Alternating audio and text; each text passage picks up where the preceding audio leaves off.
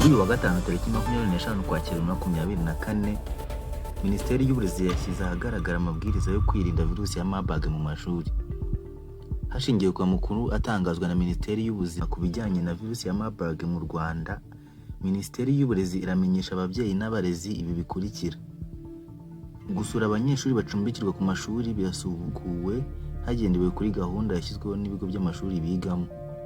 Imikino ihuza ibigo by'amashuri n'ibindi bikorwa byari byarasubitswe byemewe gusubukura hubahirije amabwiriza yo kwirinda virusi ya Marburg.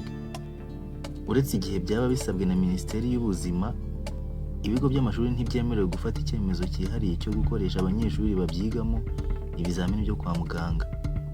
Minisiteri y'Uburezi irasaba abayobozi b'ibigo by'amashuri, abarimu n'abanyeshuri gukomeza gukurikiza amabwiriza yo kwirinda virusi ya Marburg, by'umwihariko himakazwa umuco w'isuku wo gukaraba intoki kenshi kandi neza.